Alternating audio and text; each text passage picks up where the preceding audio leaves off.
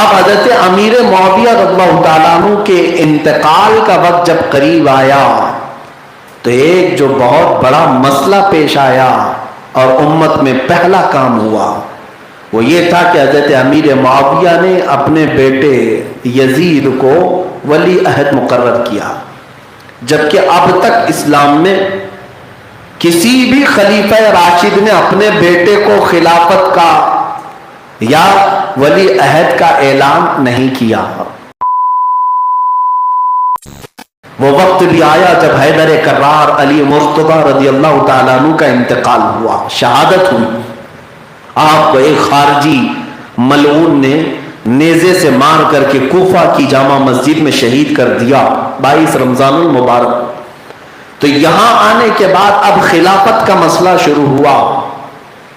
حضرت ابو بکر صدیق، حضرت عمر فاروق رضی اللہ عنہ، حضرت عثمان، حضرت علی مرتضی رضی اللہ عنہ، 4 خلفائے راشدین، سب کو پتہ ہے، ہر سنی جانتا ہے۔ ان کا دور ختم ہونے کے قریب پھر حضرت علی رضی اللہ تعالیٰ عنہ کے بعد خلافت کا مسئلہ پیش آیا کہ کون خلیفہ ہوگا۔ اس وقت 3 جگہ سے آوازیں آئیں۔ ایک حضرت امام حسن مجتبیٰ کی خلافت، ایک عبداللہ بن زبیر رضی اللہ عنہ کی خلافت مکہ، اور تیسرے امیر معاویہ رضی اللہ عنہ کی۔ لیکن 8 مہینے تک امام حسن مجتبیٰ رضی اللہ تعالیٰ عنہ خلافت پر فائز رہے، لوگوں نے آپ کے ہاتھ پر بیعت بھی کیا، لیکن جب امت میں انہوں نے اختلاف دیکھا تو امام حسن مجتبیٰ نے اپنے آپ کو خلافت سے دستبردار کر لیا، خود دمشق جا کر امیر معاویہ کے ساتھ صلح کی اور 2 بڑے فریق کو، 2 جماعتوں کو لڑنے سے بچا لیا، خلافت ان کے حوالے کر دیا۔ محبت کا سلسلہ چلتا رہا۔ 20 سال امیر معاویہ نے خلافت کی، لیکن اس کو ملوکیت کہا جاتا ہے، ملوکیت، کیونکہ میرے آقا صلی اللہ علیہ وسلم نے فرمایا تھا میرے بعد 30 سال تک خلافت ہوگی، اس کے بعد بادشاہت۔ اور اگر آپ کاؤنٹ کریں گے حضرت ابو بکر صدیق رضی اللہ تعالیٰ عنہ 2.5 سال، حضرت عمر فاروق رضی اللہ تعالیٰ عنہ 10 سال، حضرت عثمان غنی رضی اللہ تعالیٰ عنہ 12 سال، کتنے ہوئے؟ 12 10 22 اور 2.5 24 24.5 کے بعد سیدنا علی مرتضی رضی اللہ تعالیٰ عنہ کی جو خلافت قائم ہوئی وہ 4 سال 8 مہینے کے قریب تقریباً۔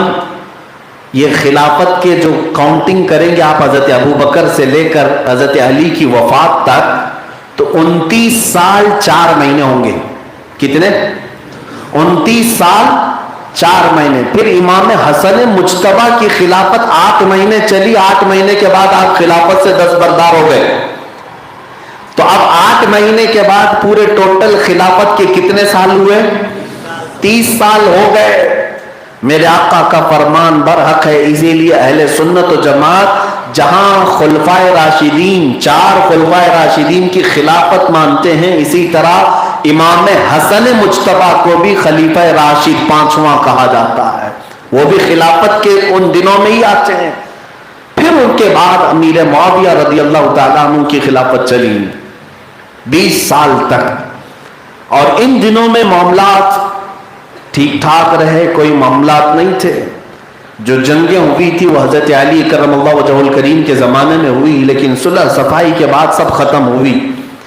ان جنگوں کا تذکرہ کرنا جائز نہیں، صحابہ اکرام کے آپسی مشاجرات اور اختلافات کو بیان کرنا یہ گمراہی کو دعوت دینا ہے۔ لوگ یہاں ناپ تول کریں گے کہ یہ جماعت حق پر تھی کہ وہ جماعت حق پر، دونوں جماعت میں صحابہ موجود ہیں۔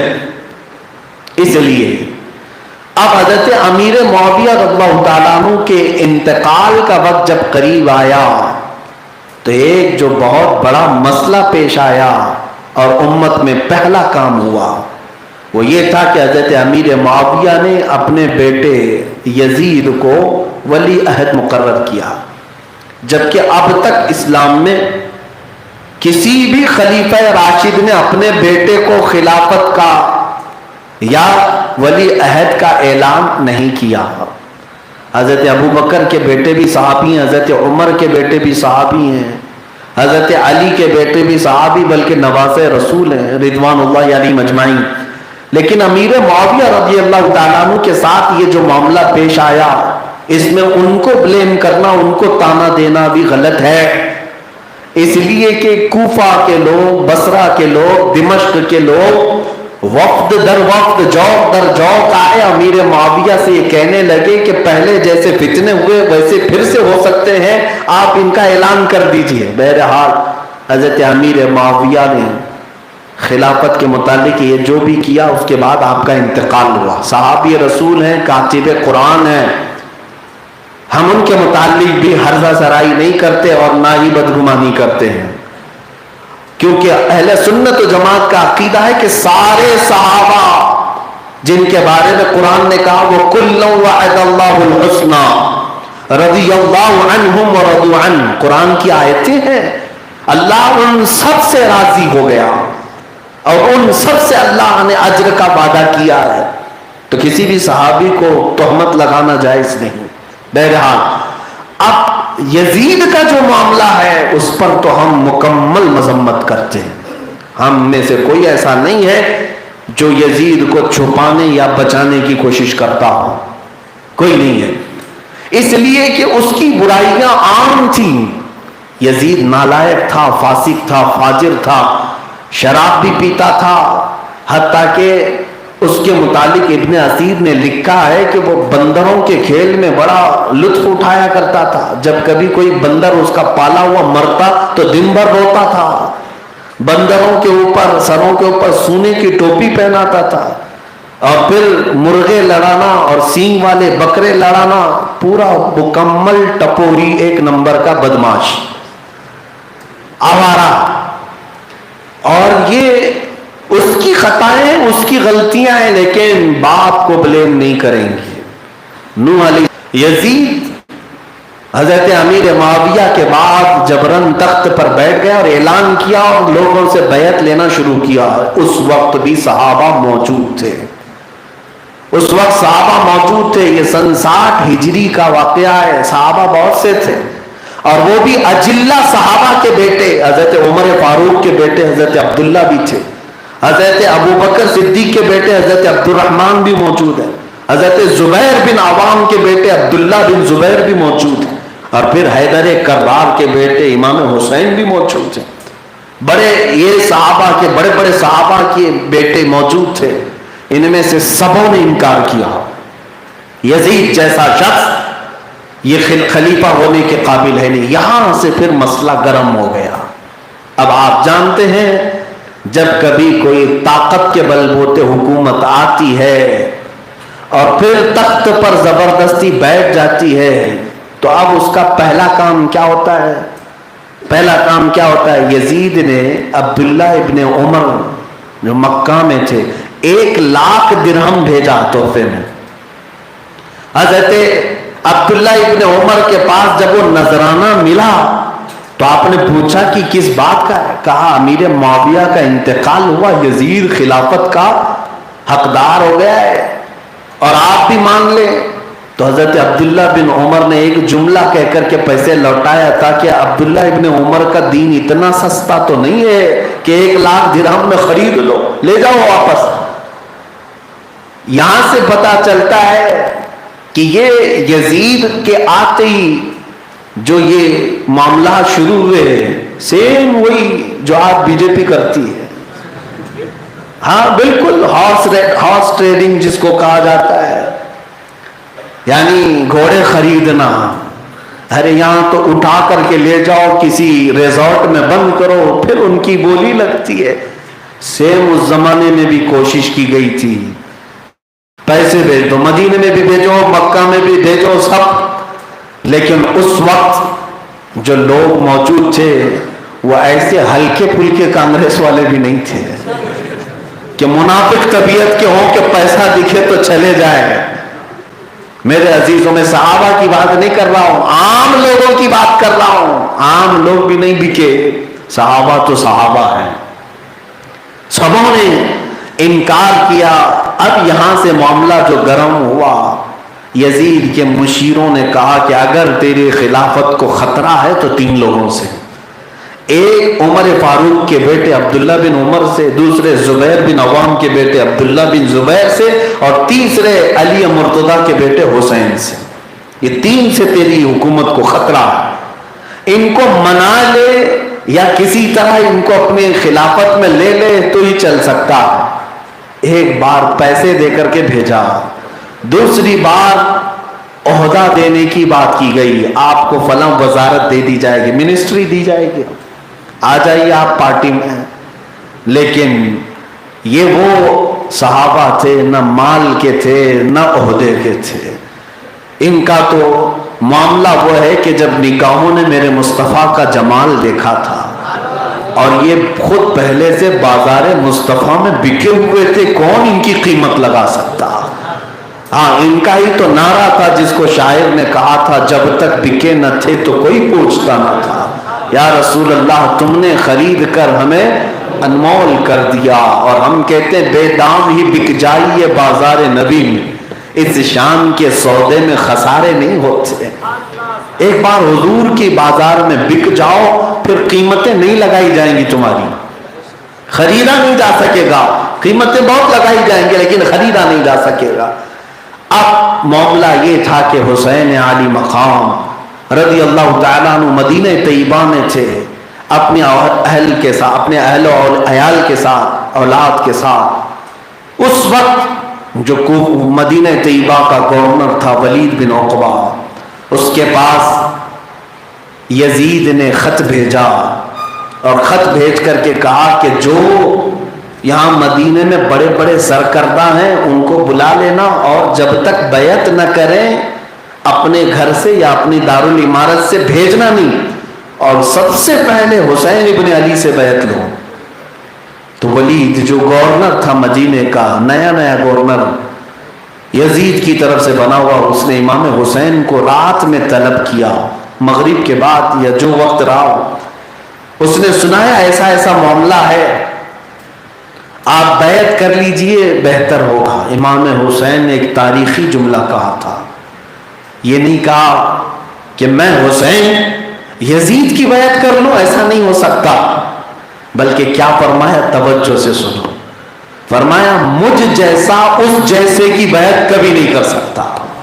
یہ قیامت تک آنے والوں کے لیے کہہ دیا امام حسین نے، مجھ جیسا اس جیسے کی بیعت نہیں کر سکتا، جو حسینی ہوگا وہ یزیدیوں کی بیعت نہیں کر سکتا۔ اور آپ جب اٹھنے لگے تو گورنر نے کہا مجھے خطرہ لاحق ہوتا ہے کہ آپ کا قتل کر دیا جائے گا، کیونکہ دوسرا آرڈر آ گیا تھا کہ اگر حسین بیعت نہ قبول کرے تو گردن مار دو، قتل کر دو۔ تو گورنر نے خون سے بچنے کے لیے کہا کہ مجھے مجبور نہ کریں، یا تو آپ یزید کو امیر المومنین مان لیں، بیعت کر لیں، یا تو پھر آپ مدینہ چھوڑ دیں تاکہ میں اپنے ہاتھوں کو آپ کے خون سے نہ روکوں۔ امام حسین کے پاس اب یہی آپشن رہ گیا تھا، وہاں رہتے تو خون خرابہ ہوتا اور مدینہ رسول کو یہ لوگ آلودہ کرتے، خون حسین سے رنگ دیتے مدینے کی گلیوں کو۔ اس لیے مولا حسین اپنے گھر آئے، کبیرہ خاطر تھے۔ آج کی رات میرے عزیزوں سچ بتاؤں، مدینے میں کبھی غم نہیں ہوتا۔ آج بھی جو لوگ جاتے ہیں، میں نے تو زندگی کے وہ ایام جو مدینے میں گزارے محسوس کیا کہ دنیا کی ساری خوشیاں سمیٹ لاؤ، مدینے کا ایک لمحے کے برابر نہیں ہوتی۔ جو وہاں فرحت ہے، جو خوشیاں ہیں، مدینے میں جانے کے بعد غم کسے ہے، خوشیاں ہیں۔ لیکن مولا حسین اس رات کو غمگین تھے۔ جب گھر آئے تو گھر والوں نے پوچھا، اور سب سے زیادہ آپ سے قربت رکھنے والی آپ کی سگی بہن حضرت سیدہ زینب، جو حیدر کرار کی بیٹی ہیں، سیدہ فاطمہ کی نور نظر ہیں، میرے آقا صلی اللہ تعالی علیہ وسلم کی پالی ہوئی زینب ہے۔ حضرت سیدہ زینب امام حسین سے بڑا پیار کرتی تھیں۔ اب ہر ایک کی سیرت بیان کرنے کا وقت نہیں، ورنہ میں پورے اہل بیت کے ہر ایک کے الگ الگ انداز میں بیان کرتا۔ سیدہ فاطمہ کے 6 بچے ہوئے تھے، ان میں اب یہ دو باقی تھے، حضرت زینب اور حضرت امام حسین۔ حضرت زینب نے پوچھا بھائی جان آج بڑے غمگین نظر آ رہے ہیں، وجہ کیا ہے؟ امام حسین نے بتایا کہ ایسے معاملات ہو گئے، یزید جیسا نااہل آدمی تخت خلافت پر بیٹھ گیا، اور مجھ جیسے آدمی کو کہا جاتا ہے کہ بیعت کر لے۔ اگر میں آج بیعت کر لوں تو صرف مسئلہ آج کا اور کل کا نہیں، قیامت تک کے لیے دلیل بن جائے گا۔ میرے عزیزوں، میرے حسین نے وہ کارنامہ انجام دیا کہ اگر حسین اعظم بیعت کر چکے ہوتے تو شاید ہماری مسجد کے مصلوں پر بھی کوئی چور کھڑا ہو جاتا، زانی کھڑا ہو جاتا، شرابی کھڑا ہو جاتا۔ آج عام لوگوں کے ذہنوں میں بھی یہ بات ہے کہ چوروں کو مصلے پر امامت کے لیے نہیں کھڑا کیا جاتا۔ یہ امام حسین کا دیا ہوا احسان ہے، احسان ہے۔ ہم مصلح امامت پر جب فاسق و فاجر کو نہیں تسلیم کرتے تو پوری دین کی امامت کے لیے کیسے کسی کو امیر تسلیم کریں گے؟ ایسے فاسق و فاجر کو مولا حسین سے ان کے اہل خانہ نے پوچھا اب کرنا کیا ہے؟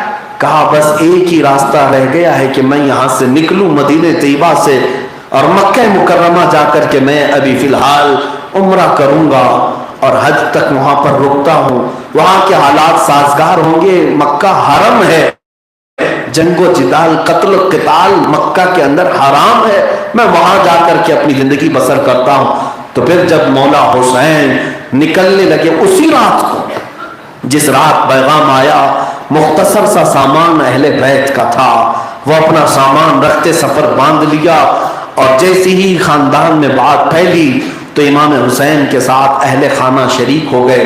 مولا حسین کی زوجہ محترمہ، آپ کے بیٹے حضرت علی اکبر اور علی اوسط، علی اصغر جو چھوٹے سے تھے ابھی، اور ان کے علاوہ سیدہ بی بی سکینہ رضی اللہ تعالیٰ عنہ، اور امام حسن مجتبیٰ کی اولاد میں حضرت امام قاسم تھے، اور پھر ساتھ میں حضرت سیدہ زینب بھی ہو گئیں۔ کئی لوگ اس طرح سے نکل پڑے مکہ مکرمہ کے سفر کے لیے۔ جب بھی کتابیں کھول کر کے دیکھتے ہیں اور آپ پڑھتے ہوئے آج اتنے سال ہو گئے میرے عزیزوں، جب اس المناک واقعت کو میں پڑھتا ہوں آج بھی آنکھیں ڈبڈبا جاتی ہیں، آنسو نکل جاتے ہیں کہ مولا حسین اپنے اس چھوٹے سے قافلے کو لے کر سب سے پہلے اپنی نانا جان کی قبر اطہر پر آتے ہیں، روضہ رسول پر آتے ہیں، میرے آقا صلی اللہ تعالیٰ علیہ وسلم کی بارگاہ میں آتے ہی اب صبر کا پیمانہ چھلک پڑا، حضور پاک کو پکارتے ہوئے قبر انور کے پاس کہنے لگے الوداع یا ابتا، ابا جان آج آپ کا شہزادہ، آپ کا نواسہ آپ سے وداعی لینے آیا ہے، رخصتی لینے آیا ہے۔ در و دیوار رو پڑے ہوں گے، آسمان نے یہ جو منظر دیکھا ہوگا یہ وہی مدینہ ہے جہاں پر کبھی رسول اللہ انہیں اپنے کندھوں پر سوار کر کے لے جاتے، کبھی اس حسین کے لبوں کو چومتے تھے، کبھی اپنی زبان ان کی زبان میں دیا کرتے تھے، ان کی گردن کو سونگھا کرتے تھے۔ وہ حسین اعظم جب آج اتنی عمر کے ہو گئے، عمر مبارک 56 سال کے قریب آ گئی ہے، لیکن اب یزیدی فتنے بڑھ گئے، مدینہ ان کے لیے تنگ کر دیا جا رہا تھا۔ ان کا آبائی وطن جس مدینے کو رونق بخشی ان کے نانا نے، اسی نانا کے نواسے کو مدینہ تنگ کیا جا رہا ہے۔ اور جب رخصتی کا وقت آیا، لپٹ کر کے در و دیوار کو امام حسین رو پڑے، ان کی اولاد امجاد بھی رو پڑی، اور پھر وہاں سے نکل کر جنت البقیع میں آئے جہاں ان کی ماں سیدہ کائنات مخدومہ کائنات فاطمہ الزہرا سلام اللہ علیہا آرام فرما ہے، سرہانے کے پاس کھڑے ہو کر آخری بار سلام کیا، کہا اے یا اماں، اے میری ماں، آپ کا بیٹا آپ سے بہت دور جا رہا ہے، اس لیے کہ میں نہیں چاہتا میرے نانا کا مدینہ میرے خون سے رنگین ہو جائے، یہاں پر فتنے برپا ہو میری وجہ سے یہاں لڑائیاں ہو جائیں، ایسا میں بالکل پسند نہیں کرتا، ماں مجھے اجازت دے دے، میں مدینے سے رخصت ہو رہا ہوں۔ آج 1400 سال کے بعد ہماری آنکھوں نے وہ منظر تو نہیں دیکھا مدینے کا، میرے مصطفیٰ کی ظاہری حیات کو ہم نے نہیں دیکھا، لیکن سچ بتاؤں قسم خدا کی، حاجی 9 دن رہ کر کے یا عمرہ کرنے والا 7 دن کے بعد مدینے سے جب رخصت ہوتا ہے ایسا لگتا ہے کہ روح نکل جا رہی ہے. مدینے سے جب ایک عام حاجی نکلتا ہے بے اختیار رو پڑتا ہے. مجھے اچھی طرح سے اندازہ ہے چند دنوں پہلے ابھی ہم آئے, مڑ مڑ کر کے بار بار گنبد خضرا کی طرف ہم دیکھتے رہتے ہیں. جب تک مسجد نبوی کے بلند و بالا مینارے روپوش نہیں ہو جاتے ہر حاجی ٹکٹکی باندھ کر دیکھتا رہتا ہے واپس پھر آنا مقدر میں ہے یا نہیں. آج رسول اللہ سے اجازت لے کر چل تو پڑے, اسی دنیا میں جا رہے ہیں جہاں قدم قدم پر ٹھوکریں ہیں. میرے آقا سے رخصتی آج جب ہمارے لیے اس قدر سخت ہوتی ہے تو اس نواسے پر کیا گزر رہی ہوگی جس کے نانا نے اسی مدینے میں انہیں پالا ہے. انہی گھروں میں جن کے گھر میں جبرائیل آیا کرتے وہی قرآن لے کر کے, اللہ کی وہی لے کر کے آیا کرتے, وہ حسین آج مدینے کو ہمیشہ کے لیے چھوڑ جا رہے تھے. میرے آقا کی بارگاہ میں سلامی پیش کر کے یہ قافلہ نکل پڑا. مولا حسین کا مختصر سا قافلہ ہے مکہ مکرمہ کے سفر پر. شعبان کا مہینہ تھا جب مولا حسین مکہ مکرمہ پہنچے. کئی دنوں کے سفر کے بعد مکہ والوں نے خوب استقبال کیا کہ رسول اللہ کے شہزادے آئے ہیں. دنیا بھر میں کون استقبال نہ کرتا. امام حسین کے ملنے والے بے اختیار آنے لگے. عبداللہ ابن زبیر رضی اللہ تعالیٰ عنہ اس وقت وہاں خانہ کعبہ کے سرداروں میں مانے جاتے تھے. آپ نے مہمان نوازی کی, پورے اہل بیت کا خوب شاندار ضیافت کا اہتمام کیا اور دن گزرتے گئے. رمضان کا مہینہ آیا, بہت ہی اچھی زندگی گزر رہی تھی, لیکن یہاں سے ایک ٹرننگ پوائنٹ جو آتا ہے. یزید کی خلافت کا انکار کر کے, اس کی بیعت کا انکار کر کے سکون سے مکہ میں رہ تو رہے تھے, لیکن کوفہ والے, کوفہ ایک شہر ہے جو بسایا گیا بعد میں, وہاں کے لوگ عموماً اہل بیت سے محبت کرنے والے شمار کیے جاتے تھے. اسی لیے حضرت علی بھی دارالخلافہ کوفہ کو بنائے تھے. لیکن ہوا کیا, کوفہ والوں میں, کوفہ میں ہی حضرت علی کا قتل ہوا, شہادت ہوئی. ان کے بعد حضرت امام حسن مجتبی جو امام حسین کے بڑے بھائی ہیں ان کا بھی زہر دے کر کے مارا گیا تھا. کوفہ میں ہی انتقال ہوا تھا. امام حسن رضی کوفہ والوں نے ہی زہر دیا تھا. انتقال امام حسن کا مدینہ طیبہ میں مدفون ہے میرے آقا صلی اللہ علیہ وسلم کے جنت البقیع میں. امام حسن کے ساتھ بھی یہی معاملہ ہوا. اب امام حسین جب مکہ آئے تو کوفہ والوں کو خبر ہوئی کہ یزید کی خلافت اور بیعت کا انہوں نے انکار کر دیا. آپس میں میٹنگیں کی, طے کیا کہ کیوں نہ ہم امام حسین کو کوفہ بلاتے ہیں اور ان کو امیر المومنین منتخب کر لیتے ہیں, سارے لوگ بیعت کر لیں گے. یہ کہہ کر کے کوفہ والوں نے اپنے اپنے سرداروں کو بلا کر خط لکھنا شروع کیا. کس کے پاس؟ امام حسین کے پاس. جمعہ کا دن ہے, رمضان کا مہینہ ہے. خط آئے کوفہ سے, مہر بند لفافے. جب کھول کر دیکھا گیا اس میں امام حسین کی خوب تعریف کی گئی تھی, رسول اللہ کے اہل بیت اطہار کی عظمت بیان کی گئی تھی, اور پھر یہ کہا گیا تھا پورے روئے زمین پر آپ سے زیادہ افضل ابھی کوئی نہیں, لہذا آپ اپنا ہاتھ بڑھائیں, ہم سب آپ کی بیعت کے لیے تیار ہیں. ایک خط آئے, دو خط آئے, تین آئے تو سمجھ میں آئے, لیکن ابتدا ہوئی. پھر دوسرے دن 150 خط آئے. اس کے بعد پھر یہ خطوط کا سلسلہ چلتا رہا. رمضان ختم ہونے سے پہلے پہلے روایات یہ بتاتی ہیں کہ 12,000 تک خط آئے کوفیوں کے, مسلسل خط, اور وہاں سے قاصد آتے رہے. آپ دیکھیں یہاں پر 2-4 لوگ ہی اگر کسی جگہ بلائیں تو ہم انکار نہیں کر پاتے, یہ ہمارا معاملہ ہے. وہ رسول اللہ کے شہزادے جو عالی گھرانے سے اور سخی گھرانے سے تھے, اور کسی کو نہ کہنا ان کی عادت نہیں. جب کثرت سے اتنے لوگ خط لکھے, قاصد آئے, تو کیا وہ انکار کرتے؟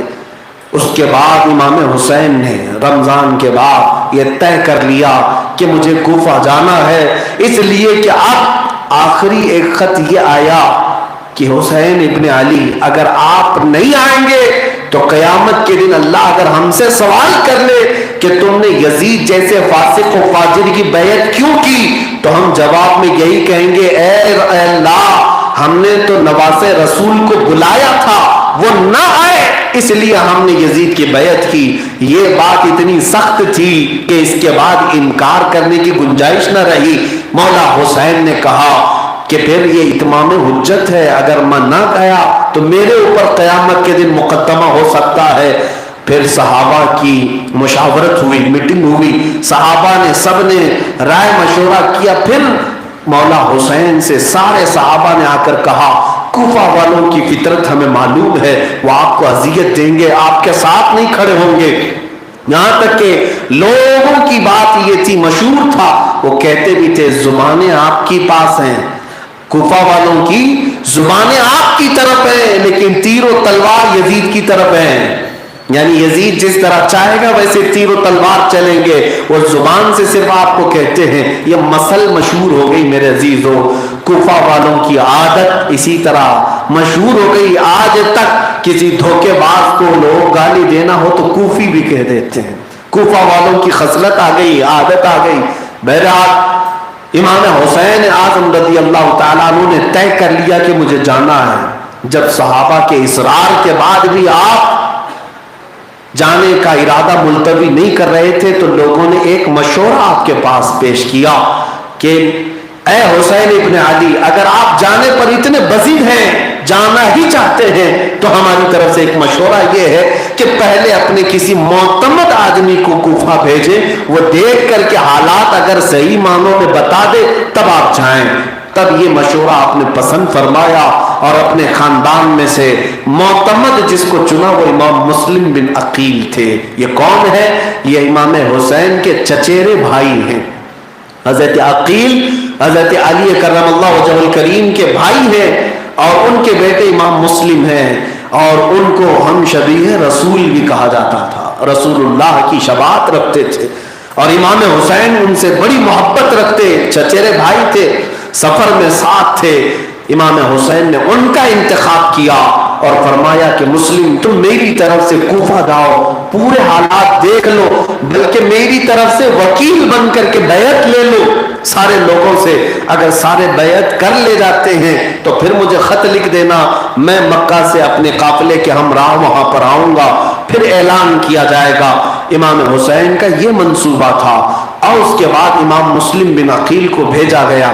میں آپ کو یہ تفصیل سے بتا رہا ہوں، ذہن حاضر رکھنا، اس لیے کہ کچھ ظالم آج یہ کہتے ہیں کہ امام حسین نے خلافت کے خلاف بغاوت کی تھی. یزید جب ایک خلیفہ ہو گیا، حکومت قائم ہو گئی، تو ایک حکومت کے خلاف خروج کرنا، نکلنا، اس کو بغاوت کہتے ہیں. ظالموں کی نظر میں یہ بغاوت ہے، بلکہ ہم کہتے ہیں حقیقت میں بغاوت تو یزید نے کیا. بغیر مسلمانوں کے رائے مشورے کے خلیفہ منتخب نہیں ہوتا. حضرت ابوبکر صدیق بھی تمام صحابہ کے اتفاق سے خلیفہ بنے تھے. حضرت عمر فاروق بھی مجلس شورا کے اتفاق سے خلیفہ بنے تھے. حضرت عثمان غنی بھی اہم صحابہ کے اتفاق سے بنے تھے. حضرت علی کرم اللہ وجہہ الکریم عام تمام صحابہ کے اتفاق پر خلیفہ بنے تھے. خلافت اور خلیفہ بننا یہ مسلمانوں کے اتفاق سے ہوتا ہے. لیکن یزید کو کس نے بنایا تھا؟ زور زبردستی بنا، اور اس کو تم کہتے ہو خلیفہ برحق کے خلاف بغاوت. نہیں، امام حسین نے نظام مصطفیٰ کے صحیح چہرے کو بتانے کے لیے یہ آپ نے خروج فرمایا، مدینہ طیبہ سے مکہ نکل آئے. اب امام مسلم بن عقیل کو مولا حسین نے بھیجا کہاں؟ کوفہ. کوفہ جب جانے لگے تو آپ کے دو شہزادے ساتھ میں تھے، محمد اور ابراہیم. چھوٹے تھے، باپ کے بغیر رہتے نہیں تھے، ساتھ ہو لیے. امام مسلم بن عقیل سیدھے کوفہ کی سرزمین پر پہنچ گئے. کوفہ جب آئے تو یہاں کے لوگوں نے والہانہ استقبال کیا، شاندار استقبال کیا. لوگوں میں پورے ہلچل مچی تھی کہ رسول اللہ کے گھر سے ایک شہزادے آئے ہیں، حسین اعظم کے وکیل آئے، مسلم بن عقیل آئے. سارے لوگوں میں نعرے تھے، لوگ جوق در جوق پیچھے گھومتے رہے. پہلے ہی دن جو بیعت ہوئی اس کی تعداد 18,000 بتائی جاتی ہے کوفہ والوں کی. صبح دوپہر شام اس طرح بیعت کا سلسلہ چلتا رہا. 18,000 کی تعداد میں اگر لوگ بیعت کریں تو یہ معمولی بات نہیں ہے. امام مسلم بن عقیل جس طرف سے گزرتے لوگوں کی بھیڑ ہی بھیڑ تھی. نعرے ہی نعرے تھے، لوگ پلکیں بچھاتے، ادھر دعوت ادھر دعوت، ادھر دعوت ادھر دعوت، لیکن یہ دعوت کب عداوت میں بدلی؟ سنو، امام مسلم بن عقیل وہاں کے حالات دیکھتے ہیں اور امام حسین کو خط لکھ دیا، بہت اچھے حالات ہیں، اے شیر خدا کے شہزادے آپ تشریف لائیں، یہ آپ کا حق ہے، کوفہ یہاں کا ہر بچہ آپ کا فدائی ہے، آپ کا منتظر ہے، آپ تشریف لائیں۔ خط لکھ کر کے امام مسلم بن عقیل نے مکہ روانہ کر دیا، لیکن یہ کوفہ کا جو ہلچل ہے، یہ کوفہ کی جو سرگرمیاں یزید کو پتہ چلی، یزید کو ڈر لگ گیا کہ اب کرسی ہلنے والی ہے، اس لیے کہ پورا کا پورا کوفہ اہل بیت کی طرف مائل ہو گیا، اب اس کے بعد بغداد بصرہ ہر شہر نکلتا چلا جائے گا۔ یزید کے پاس بیٹھے ہوئے لوگ مشیر جو تھے ان سے پوچھا کہ کیا کیا جائے، تو وہاں جو ظالم مشیر تھے، یہ مشیروں کا ہمیشہ سے یہی کام رہا ہے، بہت سارے راجاؤں کو، بہت سارے بادشاہوں کو ڈبویا ان کے مشیروں نے، ایڈوائزروں نے، اور اس وقت یزید کو مشورہ دینے والے لوگ جو موجود تھے وہ دشمنان اہل بیت، انہوں نے کہا بصرہ کا گورنر عبید اللہ بن زیاد مشہور جلاد، بہت سختی کرتا ہے اور اس کے سامنے کوئی پر مارنے کی بھی جرت نہیں کرتا، ایک کام کرو بصرہ کی گورنری سے اسے ہٹاؤ اور کوفہ کی گورنری دو۔ کوفہ میں جو گورنر تھے وہ حضرت نعمان بن بشیر رضی اللہ عنہ، نہایت ہی نرم دل آدمی تھے۔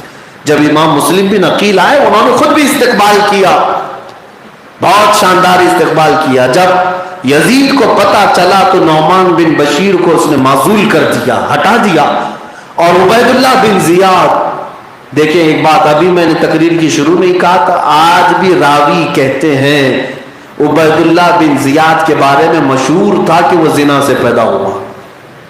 ہاں یہ بات طے ہے، شروع سے دیکھتے آ رہے ہیں، اہل بیت اطہار کے خلاف جس کو کھڑا کیا جاتا ہے یہ کوئی نہ کوئی اس کے اندر صفت ہوگی۔ عبید اللہ بن زیاد کو آرڈر آیا کہ فوراً تم جاؤ کوفہ کی گورنری سنبھالو اور یہ جو ہلچل چل رہی ہے کوفہ میں اس سب کو ختم کر دو۔ وہ آیا، کس راستے سے آئے؟ حجاز کے راستے سے، مدینے سے جو راستہ کوفہ کے لیے آتا ہے وہاں، سر پر دوپٹہ ڈالے ہوئے چھپائے ہوئے حجاب میں۔ جب کوفہ والوں کو پتا چلا حجاز سے کوئی آ رہا ہے تو سب کے سب امام حسین سمجھ کر کے استقبال کے لیے کھڑے ہو گئے، سب آ گئے، اور اس قافلے میں ہی یہ جلوس میں ہی دارالامارت تک آیا، کوفہ کے گورنر ہاؤس تک، اور حجاب اپنے سر پر رکھا۔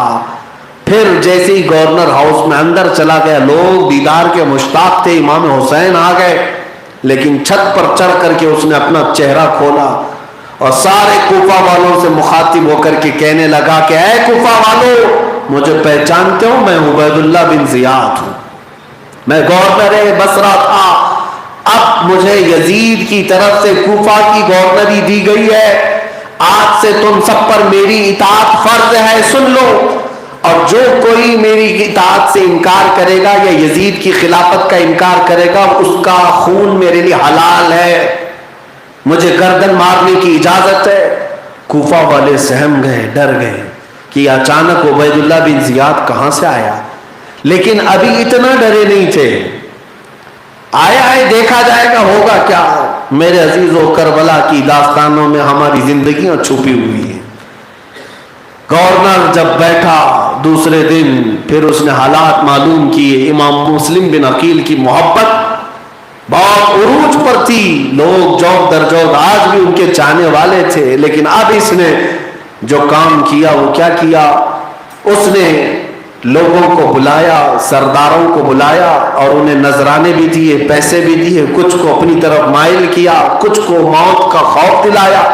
اب افراتفری ہونے لگ گئی، کوفہ میں آدھے لوگ چھوڑ دیے، آدھے لوگ پھر بھی باقی رہے۔ اس کے بعد عبید اللہ بن زیاد نے امام مسلم بن عقیل کو تلاش کرنے کے لیے لوگ بھیجے۔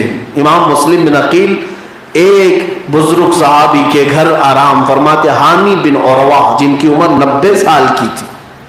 ہانی بن عروہ اہل بیت سے محبت کرتے تھے، امام مسلم بن عقیل کو اپنے گھر میں رکھے تھے۔ اب یہ جاسوسوں کو ہر جگہ لگا چکا تھا کہ ڈھونڈ لاؤ، کہیں پتہ نہیں چل رہا تھا۔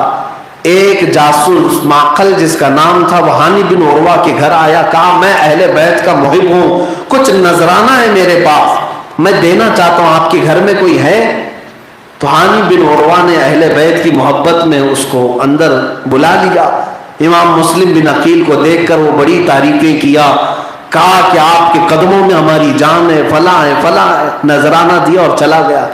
جا کر عبید اللہ بن زیاد کو رپورٹ دے دیا، مسلم بن عقیل ہانی بن عروہ کے گھر میں چھپے ہوئے۔ ہانی بن عروہ کو عبید اللہ بن زیاد نے طلب کیا۔ عبید اللہ بن زیاد کے بلانے کے بعد جب یہ بوڑھے صحابی آئے تو اس نے ان کو کھڑا رکھا، ہانی بن عروہ سے کہا سنا ہے کہ تم خوب خلافت کے خلاف بغاوت کر رہے ہو اور اپنے گھر میں میٹنگیں کرتے ہو اور منکروں کو، مخالفوں کو اپنے گھر میں پناہ دیتے ہو۔ ہانی بن عروہ نے کہا یہ سب جھوٹ ہے، غلط ہے۔ کہا کیا تم مسلم بن عقیل کو اپنے گھر میں پناہ نہیں دی ہو؟ ہانی بن عروہ نے کہا ایسا کہاں کیسے ہو سکتا ہے، مجھے کیا خبر۔ اس نے وہ معقل جاسوس کو سامنے لایا، کہا اس کو پہچانتے ہو؟ ہانی بن عروہ نے دیکھا یہ تو وہی شیطان ہے جو اہل بیت کی محبت کا نام لے کر آیا تھا نذرانہ لے کر کے، اور پھر جاسوس تھا، یہاں آ کر کے اس نے خبر دے دیا۔ اس لیے میرے عزیزو ہر نذرانہ دینے والے پر یقین نہیں کرنا چاہیے۔ کون کس کی جاسوسی کرتا ہے، کون کس کی طرفداری کرتا ہے پتہ نہیں، کئی لفافوں میں کئی جاسوس بند ہوتے ہیں۔ خیر معقل بن یسار کو دیکھ کر کے ہانی بن عروہ نے قبول کر لیا، کہا ہاں میرے گھر میں امام مسلم بن عقیل ہیں، لیکن اگر معاملہ ایسا سخت ہے تو میں انہیں ان کے گھر واپس بھیج دوں گا، تم مجھے واپس بھیج دو۔ اس نے کہا تم یہاں سے اس وقت تک نہیں جا سکتے ہانی بن عروہ جب تک مسلم بن عقیل کو میرے حوالے نہیں کرو گے۔ ہانی بن عروہ نے کہا اتنا میں ہلکا تو نہیں ہوں، میرا خاندان بھی ہے، میرے افراد بھی ہیں، میں اپنے گھر آئے ہوئے مہمان وہ بھی اہل بیت میں سے اسے تیرے حوالے نہیں کر سکتا، اس کا خون تیرے حوالے نہیں کر سکتا۔ تب پھر ہانی بن عروہ کے منہ پر اس نے لکڑی مارنا شروع کیا۔ وہ 90 سال کی بڑھاپے میں چھڑیاں کھاتے رہے، روایت میں ہے کہ ان کی آنکھ پھٹ گئی، ناک پر اتنی لکڑیاں مارا کہ خون سے جسم آلودہ ہو گیا۔ پھر اس کے بعد کہا اب کہو کیا کہتے ہو؟ کہا کہ بالکل نہیں، مرنے تک میں مسلم بن عقیل تمہارے حوالے نہیں کر سکتا۔ یہ بات پھر کوفہ میں پھیل گئی کہ ہانی بن عروہ کو ابن زیاد نے گرفتار کیا اور انہیں مارا ہے۔ تو ابھی کچھ غیرت باقی تھی، کوفہ کے لوگ پھر سے گورنر ہاؤس کے پاس جمع ہو گئے، تقریباً 20,000 کی تعداد میں امام مسلم بن عقیل کے ساتھ آئے کہ آج گورنر ہاؤس کا محاصرہ کر لیا جائے اور کام تمام کرو اس کا، ابن زیاد کا۔ لیکن کیا اس نے چالاکی کی تھی، کوفہ کے بڑے بڑے سرداروں کو پہلے ہی سے گورنر ہاؤس میں بلایا تھا دعوت کے نام پر۔ ہر قبیلے خاندان کا ایک ایک کوئی آدمی ہوتا ہے بڑا، اور اس کو اس نے پہلے ہی دعوت میں بٹھا لیا تھا۔ اب جب یہ 20,000 کا لشکر گورنر ہاؤس کے پاس آیا تو اس نے اپنے اندر گھر میں بیٹھے ہوئے گورنر خاندان کے بڑے لوگوں کو اتنا ڈرایا، کہا اگر تم اپنے خاندانوں کو واپس بھی نہیں بھیجو گے تو تمہاری بوٹیاں بھی میں تمہارے خاندان والوں کے ہاتھ نہیں پہنچنے دوں گا، تمہارے ٹکڑے یہی ہو جائیں گے۔ سب ڈر گئے، سب کو چھت پر کھڑا کیا گیا، سبوں نے اپنے اپنے خاندان والوں کو پکار کر کہا اے لوگوں جاؤ واپس چلے جاؤ، اس لیے کہ یزید فوج بھیج رہا ہے، ابن زیاد مار دے گا، اس کی پولیس آئے گی پکڑ لے گی۔ سارے لوگ ڈر گئے اور پھر ایک ایک بعد دیگرے چھٹنے لگے۔ امام مسلم بن عقیل کے ساتھ جتنے لوگ تھے آپ انہیں سمجھاتے رہے کہ ثابت قدم رہو، فتح ہمارے ساتھ ہوگی۔ عشاء سے لے کر فجر تک امام مسلم بن عقیل وہاں کھڑے رہے۔ فجر کی نماز پڑھنے کے لیے جب گئے، سلام پھیر کر دیکھا تو ان کے 2 بچوں کے علاوہ کوئی نہیں۔ یہ کوفہ والوں کی غداری تھی، یہ کوفہ والوں کی بے وفائی تھی۔ سب چلے گئے، 20,000 کا لشکر آیا تھا، سب چلے گئے ڈر کر۔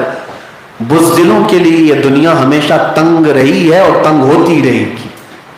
اسی لیے میرے عزیزوں، اہل بیت اطہار خون کا گھونٹ تو پی گئے لیکن بزدلی کا گھونٹ کبھی نہیں پیا.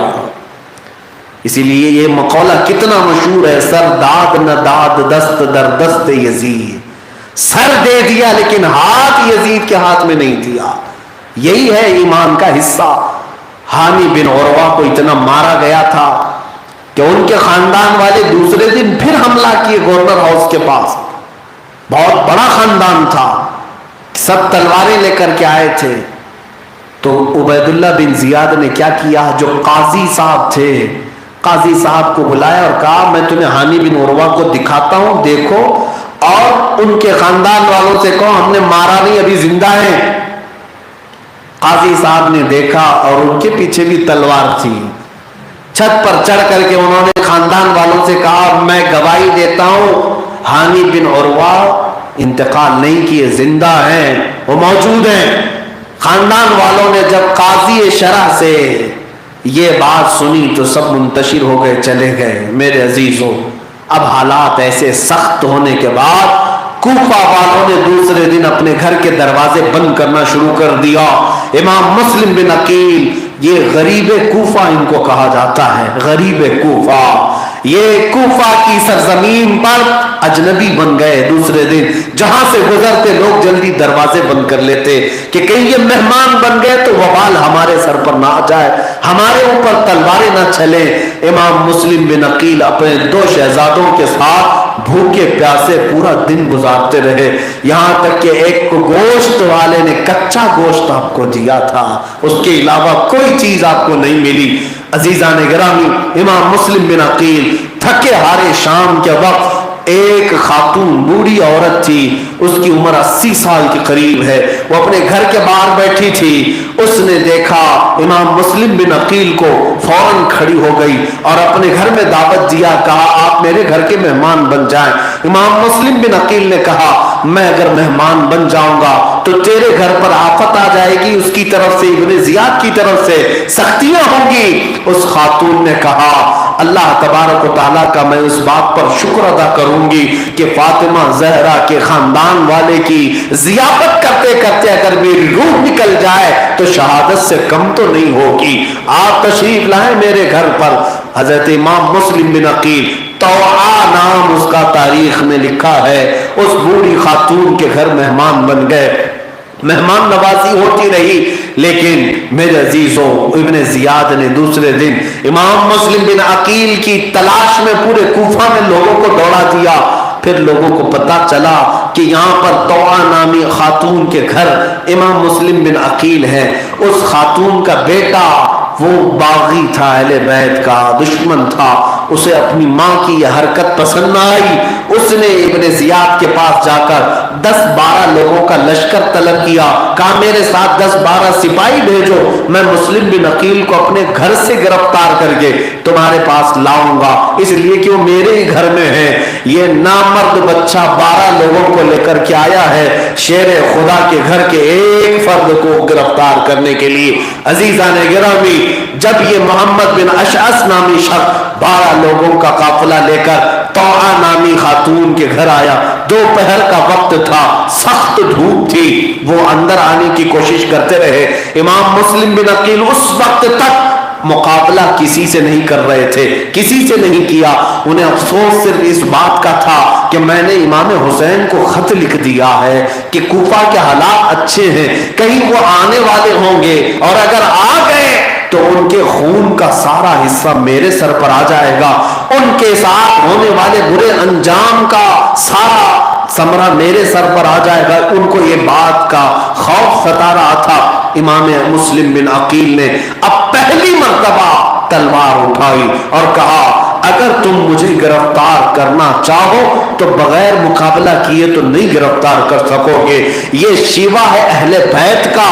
میں آپ کو بھی یہ کہنا چاہتا ہوں اگر تمہارے ساتھ ایسا معاملہ پیش آئے تو تم اتنے سستے بھی نہیں ہو کہ سر جھکا کر کے کسی کو اپنے آپ حوالہ کر دو.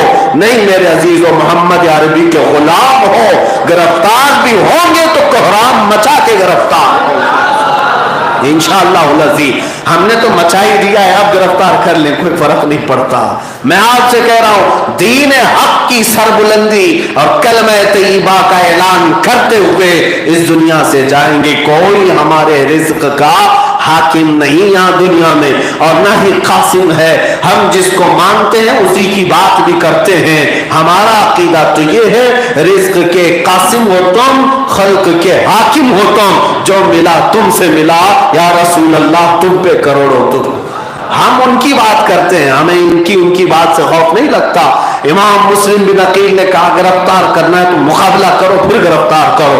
ये 12 के 12 मादा बच्चे आए और इमाम मुस्लिम बिन अकील से लड़ने की कोशिश करते रहे, लेकिन वो हैदरे कर्रार के घर पैदा हुआ मुस्लिम बिन अकील तलवार की लहराई हुई ये चांदनी से और रोशनी से ऐसा काफिला ये घबराया था कि कोई मुकाबले के लिए नहीं आ सका। तलवारें बहुत चली, 12 तलवारें एक तरफ, हैदर कर्रार के घर के शेर की तलवार एक तरफ, लेकिन मुकाबला इतना सख्त था कि किसी के काबू में एक उंगली तक नहीं आ रही थी, एक हाथ तक नहीं आ रहा था। तौआ नामी खातून जो घर में बैठी है, अल्लाह ऐसी माएं सबको अता करे। बेटा बागियों की तरफ से लड़ रहा है, खातून अंदर से पुकार कर इमाम मुस्लिम बिन अकील की दाद दे रही है और कह रही, मुस्लिम इस तरह तलवार उठाओ, इस तरह तलवार उठाओ। और वो खातून तो कह रही थी कि मैं तुम्हारी तलवार के नीचे मेरा बेटा आ जाए तो सर के 2 टुकड़े कर दो। ये अहले बैत की मोहब्बत है। मौला उन माओं की चादरों का सदका हमें अता फरमाए। अपने बच्चों की तरबियत करो तो इश्क़ रसूल की बुनियाद पर करो। मेरे अजीजों, इमाम मुस्लिम बिन अकील लड़ते रहे, प्यासे रहे, यहां तक कि आपको तलवार का एक नोक का हिस्सा होंठ पर लग गया, जिसकी वजह से होंठ कट गया इमाम मुस्लिम बिन अकील का। उसके बाद शिद्दत की प्यास आपको सताने लगी। तौआ से कहने लगे, खातून बीबी जान मुझे पानी पिलाओ। वो खटोरी भरकर पानी लाई। जैसे ही आप पानी पीना चाहते, खून उसमें गिरता था। आप पानी फेंक देते, खून का कतरा जिसमें गिरा वो नापाक हो जाएगा। दूसरी खटोरी लाई गई, कटे हुए होंठ का खून का कतरा फिर से पानी में गिरा, आपने फेंक दिया। तीसरी बार लाया गया, पानी में फिर से खून गिर जाता था। अब मुझे बताओ तो सही, होंठ कटा है, भला पानी में कतरा न गिरेगा तो फिर कहां गिरेगा? वो तो कतरा गिरना ही था, पानी फिर भी आप पीना पसंद नहीं करते। अजीजान गिरामी, शरीयत ने तो छूट दी है। ऐसा वक्त आ जाए जब तुम्हारे नज़ा का वक्त हो या मौत करीब लगने लगे, तुम्हें अगर नापाक पानी मिलता है तो पीकर जान बचा लो। शरीयत ने छूट दी है, लेकिन ये अहले बैत का घराना है।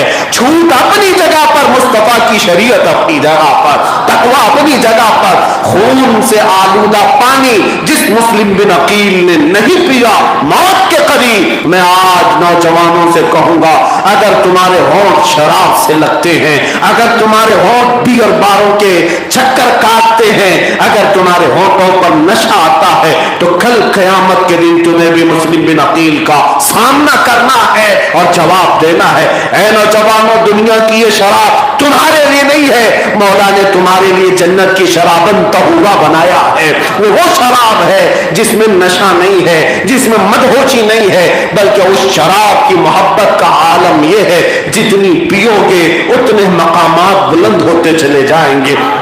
उस शराब के लिए दुनियावी शराबों को ठोकर मारो। मुस्लिम बिन अकील के साथ जब ये मामला होने लगे, आखिर में जालिमों ने पेंतरा बदला, दांव चला। जो आज भी इन तमाम हरबों के तरीकों को अपनाते हैं जालिम और बातिल जमातें, कहा मुस्लिम हम तुम्हारे से सुलह करेंगे, जंग नहीं करेंगे, सुलह करेंगे। सुलह में बहुत सारे भेद छुपे होते हैं, सुलह करेंगे। बात यह है कि तुम भी तलवार रखोगे, हम भी तलवार रखेंगे। बात इतनी है कि चलेंगे इब्ने जियाद के पास, हम तुम्हारी जान की अमान देते हैं, तुम्हें मारा नहीं जाएगा, कत्ल नहीं किया जाएगा, बात करना है तुम्हारे साथ। मुस्लिम बिन अकील से कहा गया, इब्ने जियाद से तुम बातचीत कर लो, बातचीत में इत्तेफाक हो जाए, तुम्हें जहां जाना है चले जाओ। इमाम मुस्लिम बिन अकील ने सुलह के इस रास्ते को पसंद फरमाया। उसके बाद फिर आपने तलवार छोड़ दी।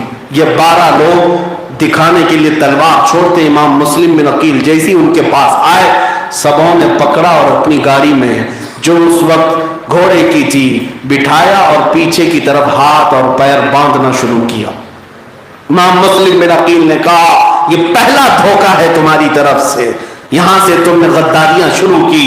ہاتھ باندھا اور سیدھے گورنر ہاؤس پر لے آئے۔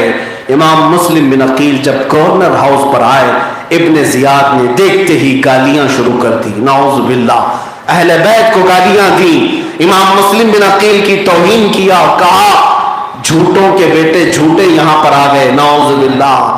اس وقت مسجد میں ایک بوڑھے صحابی نابینا تھے، انہوں نے اٹھ کر کے علل اعلان کہا میں گواہی دیتا ہوں یہ جو رسول اللہ کے گھر کا شہزادہ ہے یہ سچا ہے اور سچی ماں اور سچے باپ کا بیٹا ہے، اور یہ بھی گواہی دیتا ہوں کہ آج تخت پر جو بیٹھا ہے اس کی ماں زانیہ تھی، اس کا باپ زانی تھا اور وہ زنا کی اولاد ہے۔ بڑے مجمع میں اعلان کرنا، اسی کو میرے آقا نے فرمایا ظالموں کے سامنے حق بات کا اعلان کرنا سب سے افضل جہاد، سب سے افضل جہاد ہے۔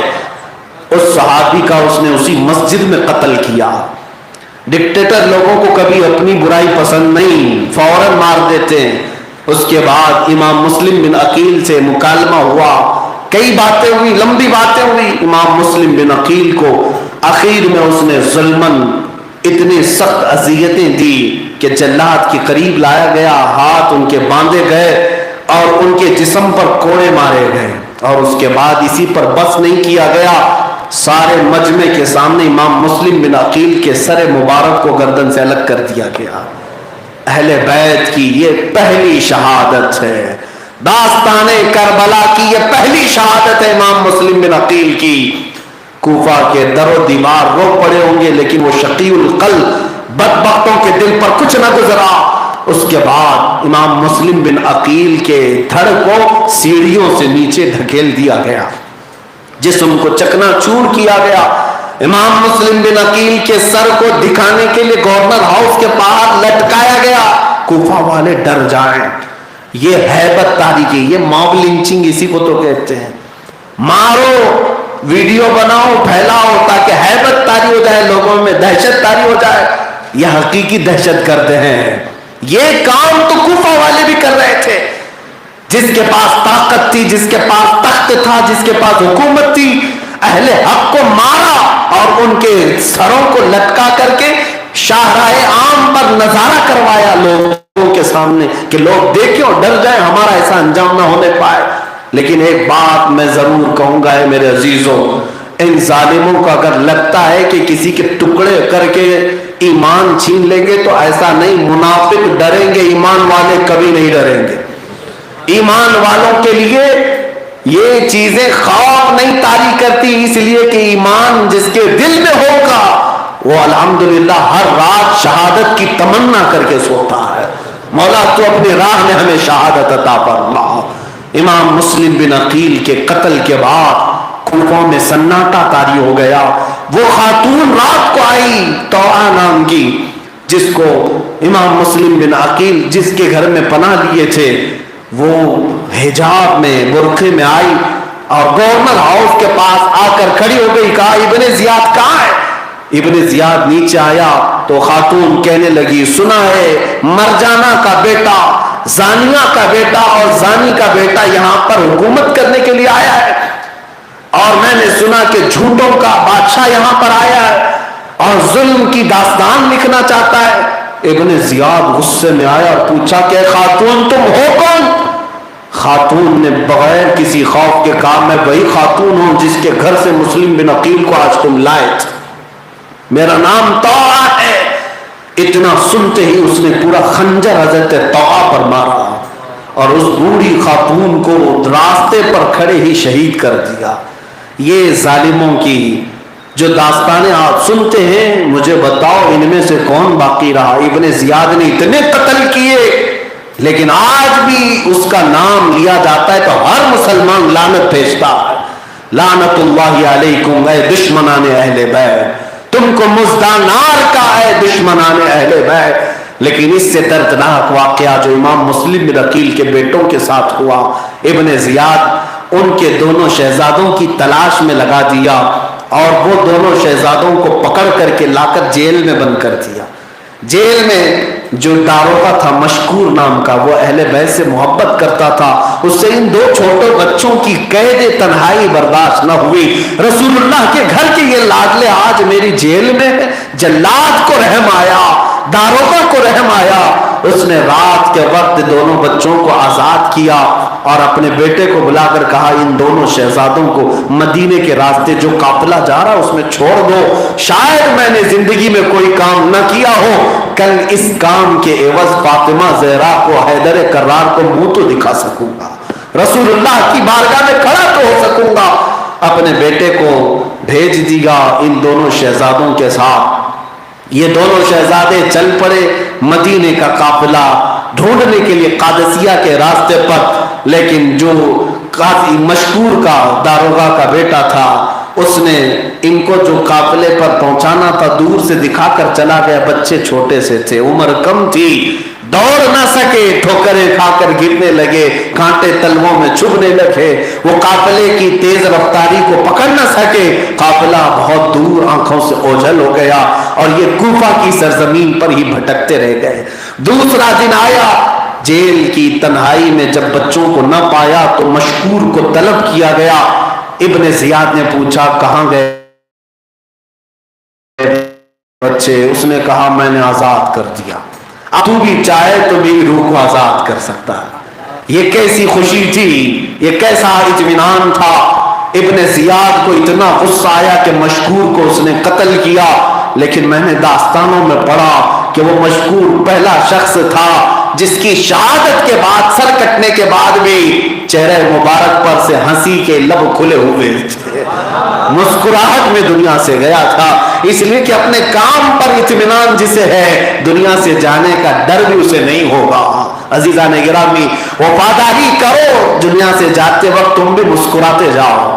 मेरे आका से सच्ची वफा करो, देखना जनाजे पर हर कोई तुम्हें देखकर कहेगा, ऐसे खिले हो तो मैंने दुनिया में भी इसके नहीं देखे थे, जिंदगी में भी नहीं देखे थे।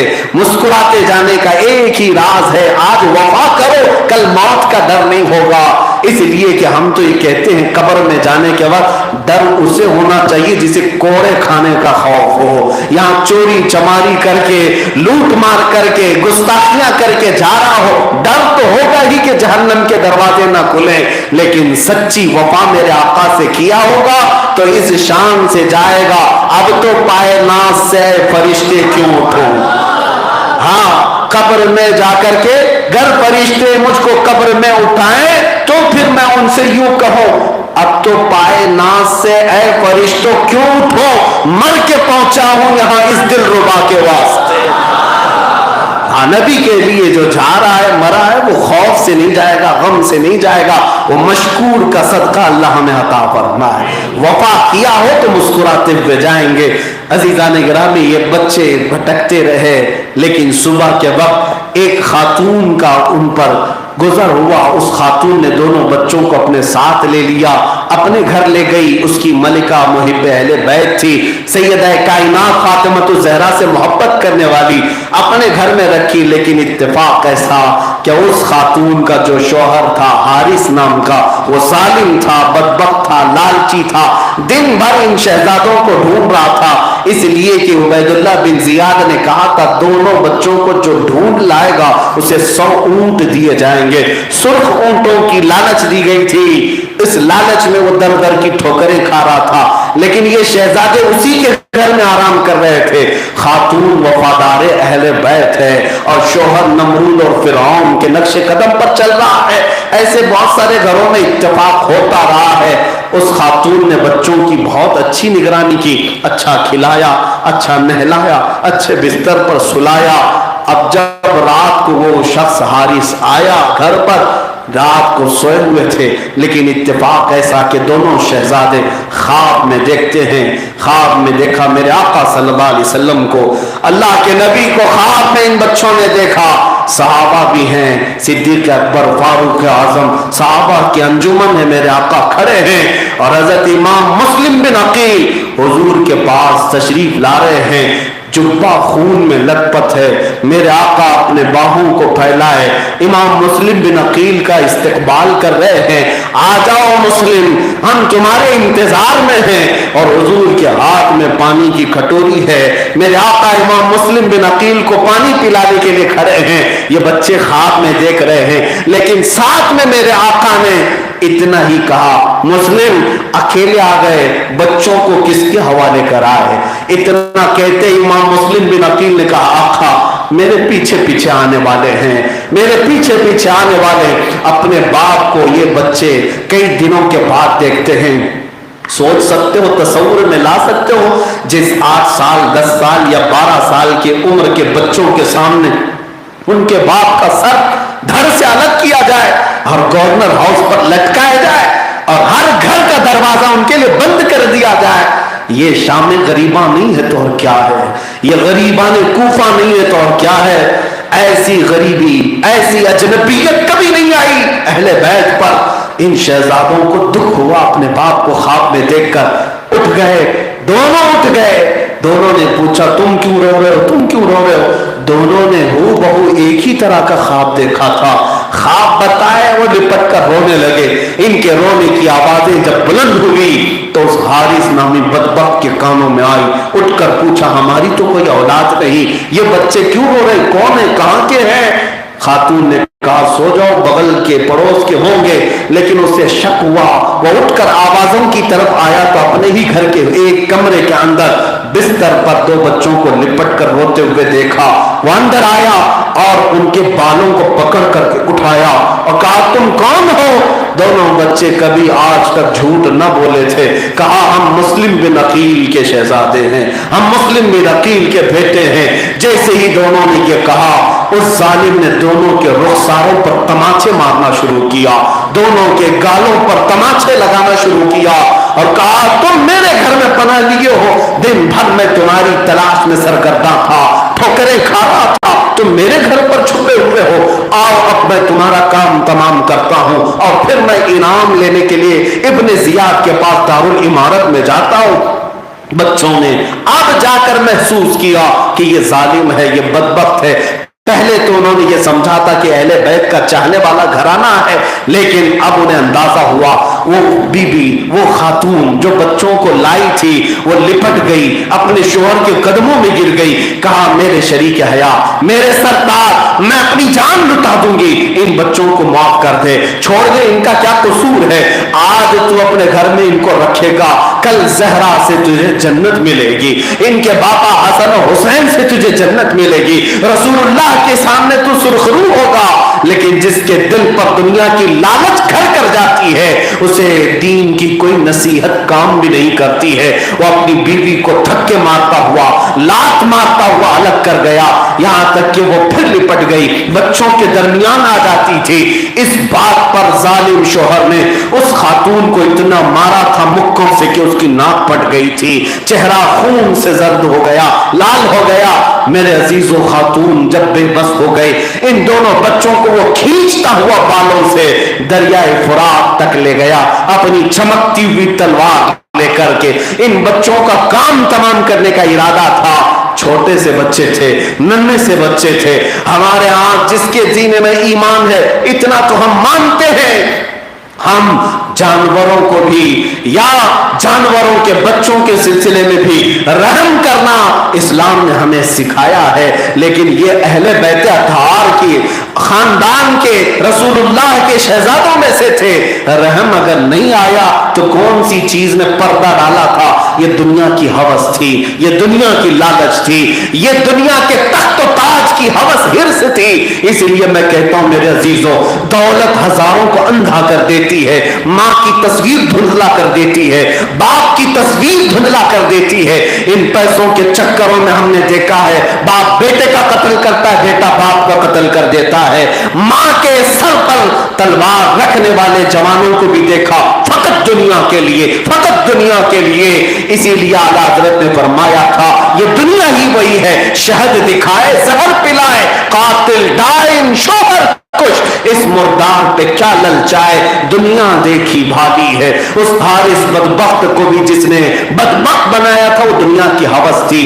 दरियाए फुरात के पास ले गया, दोनों बच्चे सहम गए, छोटा और बड़ा, बड़े का नाम मोहम्मद, छोटे का नाम इब्राहिम। दोनों आपस में बहुत करीबी दोस्त भी थे, सगे भाई भी थे, एक साथ पले, एक साथ खेले, बाप की शफकत में हमेशा रहे। आज जुदाई का वक्त था तो दोनों लिपट कर रोने लगे। दरियाए फुरात करीब है, हम उन बच्चों की कब्रों पर गए हैं, जब भी इराक में जाते हैं, जाते ही आंखें बह पड़ती हैं उस मंजर को। आज अगरचे उनकी कब्रों पर खुशनुमा गुंबद है, लेकिन वो मंजर जब याद आता है, वो वहां की रेतीली मैदान, वहां का रेतीला मैदान याद आता है तो आंखें डबडबा जाती हैं। उस हारिस ने तलवार लहराई तो बड़े शहजादे ने कहा कि पहले मैं बड़ा हूं, मेरा कत्ल कर दो, इसलिए कि मैं अपने छोटे भाई का कत्ल देख नहीं सकता। छोटे ने कहा नहीं हारिस, ऐसा नहीं करना हरगिज़, ये गलत कह रहे हैं, छोटे से शुरू करो, बड़े को बाद में, इसलिए कि मेरे सामने मैं अपने भाई का कत्ल नहीं देख सकता। यह मोहब्बत और उल्फत अहले बैत के घराने में पैदा होती है, भाइयों की बचपन में मोहब्बत। उस जालिम ने दोनों शहजादों को तकरार करते देखा तो कहा न तू पहले, मैं दोनों की ख्वाहिश पूरी करता हूं। ये कहकर जोरदार तलवार चलाई, एक साथ दोनों गर्दनों को अलग कर दिया। फातिमा के लाडले का आखिरी दीदार है, हश्र का हंगामा बरपा है, दरमियाने अहले बैत रसूलुल्लाह के शहजादों को इस तरह से खून आलूद कर दिया गया, दोनों सर रेत में आकर गिर पड़े, जिस्म अलग सर अलग। लेकिन कुरान फिर भी कहता है ला तक़ूलू लिमन युक़तलू फ़ी सबीलिल्लाहि अमवात। मैंने तकरीर इसी आयत से शुरू की थी, इसी पर खत्म करता हूं। ऐ लोगों, अल्लाह की राह में जो मारे जाएं उन्हें मुर्दा मत कहो, बल्कि वो जिंदा है, तुम्हें उसका शऊर नहीं। शहीद मरते नहीं है मेरे अजीजों, वो हमेशा के लिए जिंदा है। ये शहादत इमाम मुस्लिम बिन अकील और फरजंदान इमाम मुस्लिम की शहादत मैंने यहां तक बयान किया। कल की रात अगर जिंदगी बाकी रही, मौला हुसैन की दास्ताने करबला जो हमारे रोंगटे खड़ी कर देती है, हमारे ईमान में जिला बख्शती है, हमारी आंखों में फिर से एक जीने का शऊर देती है और इस्लाम की हक्कानियत को बुलंद करती है। ये दास्तान करबला की रोने धोने के लिए, मातम और नौहा करने के लिए नहीं है, बल्कि हम अपने बच्चों को इसलिए सुनाते हैं कि हमारे बच्चे जवान हो जाएं, हमारे बूढ़े जवान हो जाएं, मौला हुसैन को सुनने के बाद फिर हमारे अंदर ताजगी पैदा हो जाए और एक ईमानी जज्बा पैदा हो जाए। इंशाअल्लाह कल वक्त बाकी रहा, जिंदगी सलामत रही तो मौला हुसैन की बारगाह में खिराज अकीदत पेश करेंगे। इस शेर के साथ मैं अपनी गुफ्तगू को खत्म करता हूँ। कत्ल हुसैन असल में मर्गे यजीद है, इस्लाम जिंदा होता है हर करबला के बाद, इस्लाम जिंदा होता है हर करबला के बाद। व आखिरु दावाना अल्हम्दुलिल्लाहि रब्बिल आलमीन। Mustafa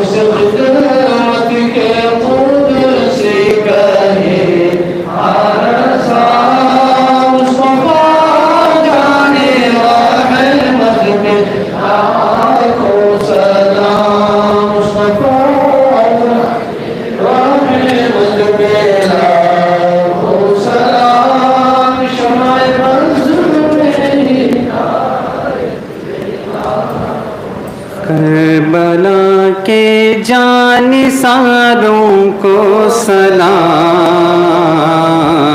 فاطمہ زہرا کے پیاروں کو سلام، کربلا کے جانثاروں کو سلام، فاطمہ زہرا کے پیاروں کو سلام، کربلا تیری بہاروں کو سلام،